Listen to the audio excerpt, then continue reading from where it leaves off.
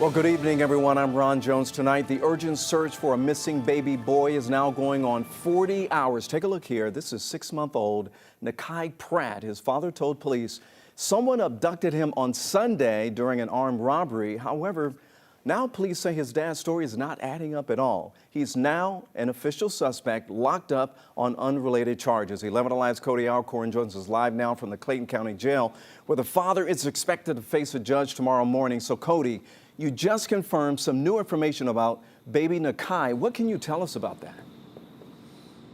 Ron, a lot of people have been asking us if he was the only child, and just in the last hour, Clayton County Police confirmed Nakai is a twin.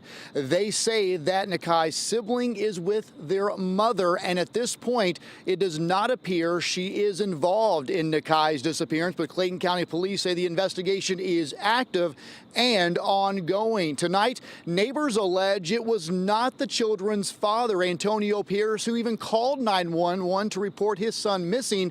They also tell us that Pierce told them drug dealers kidnapped his baby. The search for 6-month-old Nakai Pratt is now expanding beyond this Riverdale apartment complex. Police using bloodhounds, cadaver dogs, and drones, all in an effort to find the 2-foot, 11-pound baby. Neighbors say they called police Sunday morning when they feared something happened to Nakai. They saw him carrying a car seat with a sheet over the child. But the neighbors actually saw him, and they were the ones that called because when he came back, there was no car seat, no baby.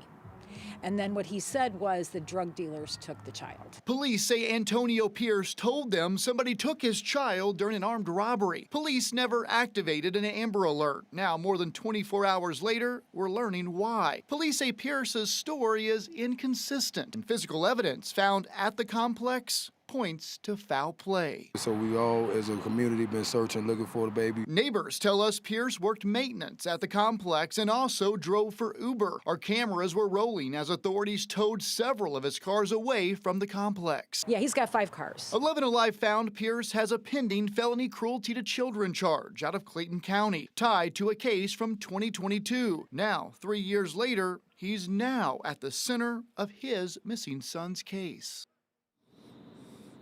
And Ron, as you mentioned, tonight we learned Pierce is expected to be in court in the morning, and we will be in the courtroom as well to see if the DA will use him being a suspect in his son's disappearance as a reason to deny bond on these unrelated charges. So again, the reason he's locked up tonight is not directly involved in his son's disappearance at this point, but on unrelated charges. Of course, a developing story and a very active investigation at this hour. Live in Jonesboro, Cody Alcorn, 11 Alive News. Okay, Cody, thanks a lot, and hopefully we'll get some answers tomorrow morning in court. Thank you, sir.